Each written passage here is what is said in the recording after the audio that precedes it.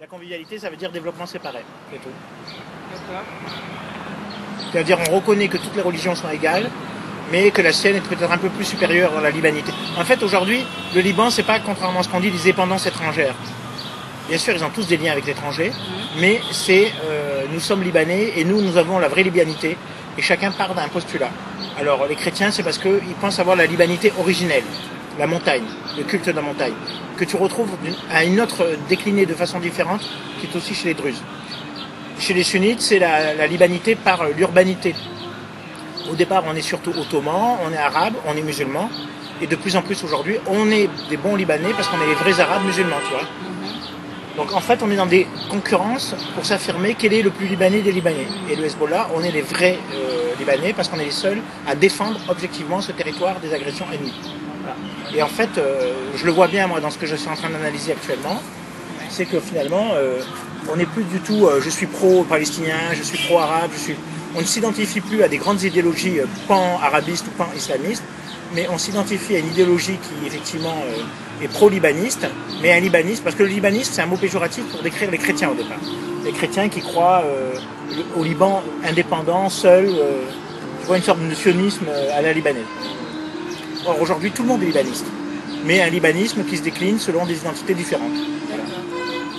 Et pour affirmer chacun qu'on est les plus légitimes dans ce pays-là. Voilà. Le Hezbollah te dit, et c'est vrai que le Hezbollah il est cohérent dans son discours. L'État, vive l'armée, le Hezbollah dit vive l'armée libanaise, vive l'État libanais, mais on ne désarmera pas, parce que la vraie complémentarité, c'est les seuls qui sont capables d'assurer la défense, c'est l'armée, parce qu'elle n'est pas corrompue, et c'est nous, parce qu'on n'est pas corrompus. Voilà. Et les chrétiens disent non, la majorité, alors tu as plusieurs groupes chrétiens, bien sûr. Les chrétiens, en fait, c'est quand même le fond chrétien culturel, c'est de dire on est les descendants de la montagne, du vrai Liban. On est ceux, si on fait des enquêtes ethnologiques, dont on va voir les plus vieilles racines. Voilà. Après, tu as la grande division au Liban, si tu veux, tu as entre ceux qui ont appartenu au Mutasarrif libanais à partir de 1860. Mutasarrif traduit.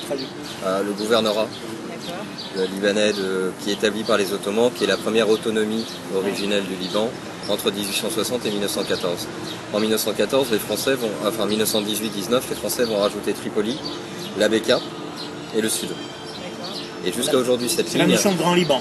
Voilà. Ce qui crée un Grand Liban qui est l'intermédiaire très ambivalent entre le patriarche maronite qui veut un Liban autonome et chrétien.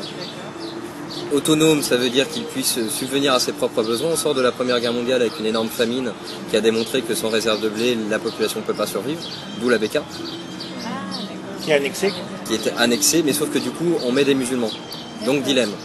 Et réciproquement, les sunnites et les chiites, qui se situent dans un horizon syrien, et qui se disent, nous sommes un des 5 États partagés par la France de la Syrie, comme l'État des Alaouites, l'État des Druzes, l'État d'Alep, l'État de Damas et le Liban. Donc, à terme, on sera rattaché. Et le dilemme va être résolu en faisant un pacte avec les chrétiens, qui est un pacte implicite, hein, on est bien d'accord, c'est pas un pacte officiel. Le Grand Liban, certes, vous dilue dans une majorité musulmane, mais c'est vous les dominants. En gros, le Grand Liban, c'est un Grand Liban qui n'est pas simplement une autonomie chrétienne, comme il l'a très bien dit, uniquement autour du patriarche. C'est un Grand Liban avec des musulmans, mais dont vous êtes les dominants. Donc on est dans un État chrétien, mais dans une version avec des régions musulmanes annexées. Tu comprends ce que je veux dire? Et on va vivre sur ce mythe jusqu'à, grosso modo, jusqu'à Taïef. Taïef l'entérine. 90. L'accord de Taïef, c'est 90. 89-90. La particularité est autre que ça aussi. L'échange, si tu veux, c'est qu'ils acceptent de ne pas revendiquer l'identité arabe en tant qu'identité de fusion, mais ils acceptent la langue arabe comme la langue nationale. Aux musulmans, on donne la langue, aux autres, on donne le fait qu'on ne se rattachera pas à terme à la Syrie. Qui reste, parce que entre 43 et 50, tu n'as pas de monnaie autonome du Liban, tu as une monnaie commune avec la monnaie syrienne, tu n'as pas de douane. Donc tu as. Jusqu'à quelle année? 50. Donc tu as vraiment un pays ambivalent entre les deux, ce qui explique tous les liens. Et si on revient par rapport à ce que disait Vincent, si tu regardes cette frontière entre le petit Liban et le grand Liban, jusqu'à aujourd'hui, si tu prends une carte par exemple des impayés pour les factures d'électricité, tu retrouveras exactement la même partition. C'est-à-dire que Bekaa, Sud-Liban, Tripoli ne paye pas son électricité, alors que la partie antérieure paye. Donc c'est tout un rapport à l'État. C'est-à-dire que l'État n'est pas reconnu comme légitime dans une partie du Grand Liban, dans les zones qui ont été annexées, parce qu'ils n'ont jamais reçu, entre guillemets, une position par rapport à ça. Ils considèrent qu'ils ont été lésés. Voilà. Et Tripoli est assez particulier parce que deux communautés sunnites, mais plus à regarder vers la Syrie, son bassin naturel, que vers le Liban. Ce qui fracture la bourgeoisie sunnite. Et dès qu'il y a des troubles, ça vient de Tripoli, qui descend entre guillemets sur Beyrouth. En 58, c'était déjà le cas. En 75, c'est encore le cas. Tripoli est toujours à l'avant-garde chez les sunnites par rapport à Beyrouth, qui est plutôt les classes installées. Les sunnites, ouais. Donc, ils sont les grandes familles sunnites installées, les Hariri et compagnie, qui homogénéisent un mouvement pour se situer dans le spectre national. Alors que Tripoli dit toujours, moi je regarde dehors. Voilà. Et alors au niveau de la population, comment est-ce que le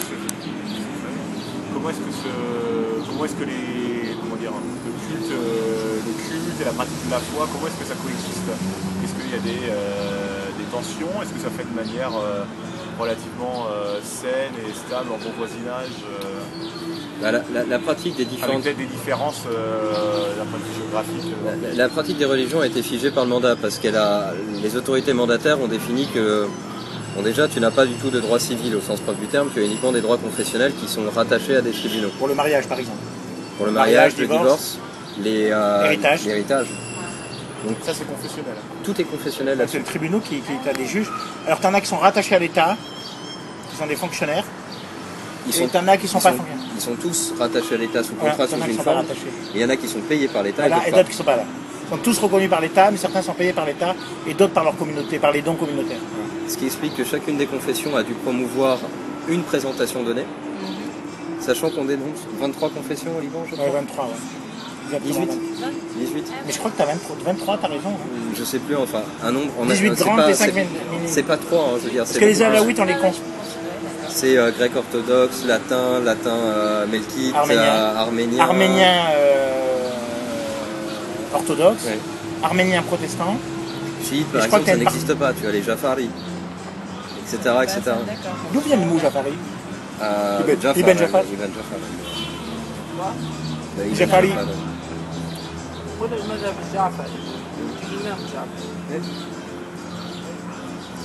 Et du coup, tu n'existes pas en tant qu'individu au sens devant l'État, tu existes d'abord devant ces phénomènes confessionnels qui organisent à la fois l'espace public et l'espace privé.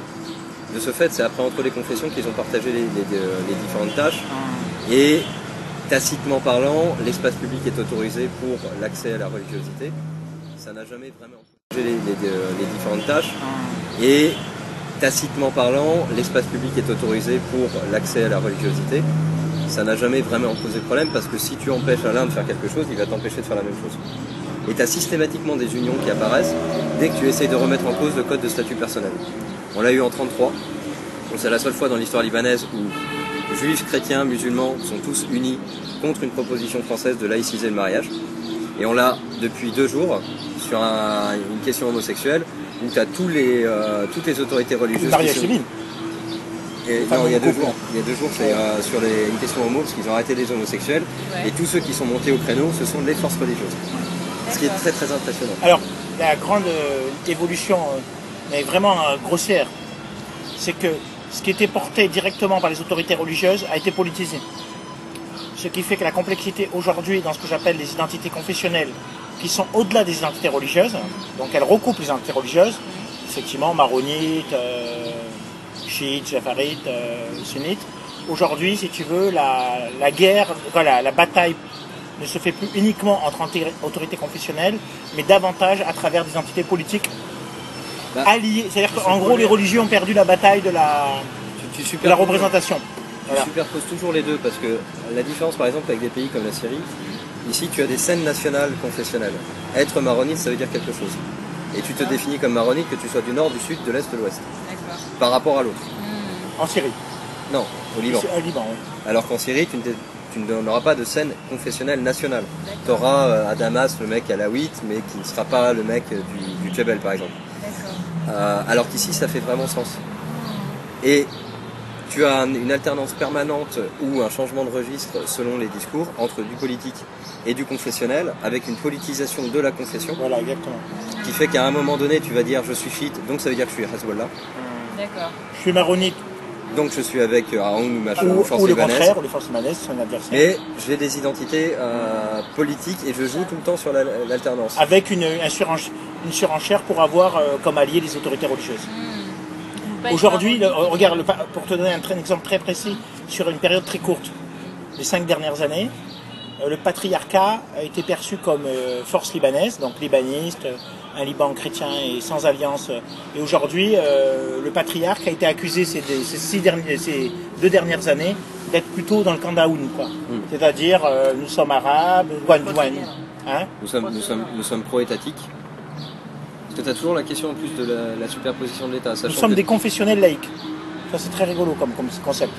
Nous sommes pour la défense des chrétiens, mais dans un État laïque. Tu crées un État, c'est-à-dire qu'il y a l'autorité publique qui est supérieure à l'autorité confessionnelle. Aoun, général, tradition étatiste, voilà.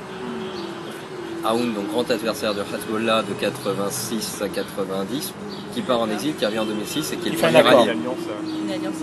Il y a une alliance objective, un vrai accord, hein, qui est notifié, que tu tapes sur internet, tu fais CPL, courant patriotique libre et Hezbollah, et tu tombes en PDF sur la traduction française.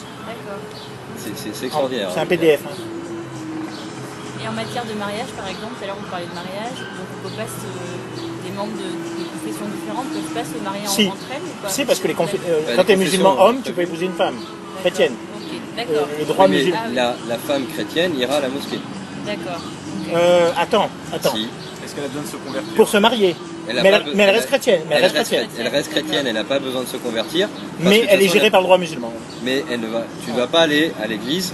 Ok. Exactement comme. Et globalement. Tu vas à l'église en tant qu'individu, par contre. D'accord. Voilà.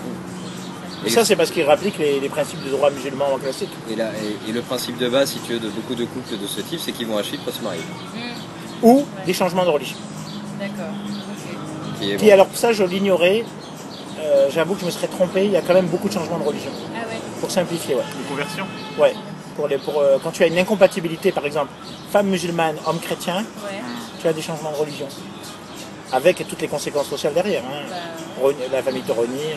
C'est quoi? C'est souvent la femme qui change de... Ça dépend dans quel cas. D'accord. Musulman, homme, chrétien, femme, pas de problème. Femme chrétienne, femme musulmane, homme chrétien. Problème. Problème. Dans les deux. Homme musulman, sunnite ou chiite avec femme. Officiellement, la sunnite, coexistence se passe bien, sinon. Ça passe. Entre sunnite et chiite, il n'y a pas de souci. Pas trop. C'est pas bien vu si tu veux, Sunnite, mais. c'est le pire. Non, ça va, tu peux te marier. Tu peux te marier, mais c'est. Si tu es par exemple dans un village mixte et que les familles se connaissent, ça passe. Mais socialement, c'est très dur à vivre. Et les Druzes, Ils sont vraiment à part. vraiment à part. Il y a peu d'union du coup entre Druzes et autres. L'intermariage russe, je sais pas où on en est là sur le Liban, mais. En fait, ce sont les plus durs qui se marient de l'extérieur. Et Druze, tu as une dimension ethnique très forte. C'est-à-dire c'est une identité qui en plus trouve une légitimité dans une origine commune, tu vois. Donc tu as une dimension d'ethnique, c'est-à-dire c'est pas seulement une religion. Tu as la transmission sacrée aussi qui fait que tu as tout un processus initiatique. Donc si tu n'es pas du sang, tu ne peux pas avoir la transmission. Donc quelque part tu perds la drusité, si on peut dire. Et est-ce qu'il y a des mouvements de conversion vers une confession ou vers une autre, ou est-ce que finalement la répartition entre les différentes confessions au sein du Liban reste stable? D'abord, on ne sait pas combien il y a de Libanais. C'est interdit. Les statistiques, la production statistique officielle Le dernier sur une base recensement, c'est confessionnelle 1932. est interdite. 1932. C'est interdit. Hein. Le dernier recensement maximum. 1932. On n'a pas le droit de dire qu'il y a 2 millions, 50%, 51% de chiites. D'accord. Ah oui, d'accord. Mais malgré tout, la répartition du pouvoir entre les trois grandes confessions, Elle se fait par contractuel. Elle a été fixée à Taref. D'accord. C'est-à-dire qu'en 1943, tu as l'accord tacite entre Riyad El Solh, qui est un nationaliste arabe sunnite, qui dit pour nous la présidence du Conseil, et Bishara El-Khouri, qui est un maronite mais de tendance indépendantiste arabe, qui dit pour nous la présidence.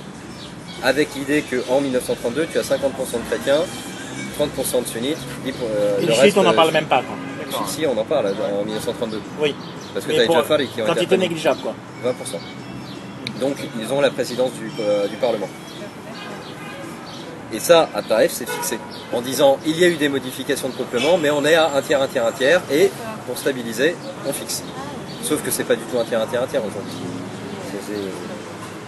On sait très bien que les chrétiens, par exemple, sont en nette décroissance. Ouais. Les chiites en pleine croissance. Les chiites sont les sunnites sont médians parce que la transition démographique chez les sunnites s'est faite aux alentours. Dans les années 70 à peu près. Ouais.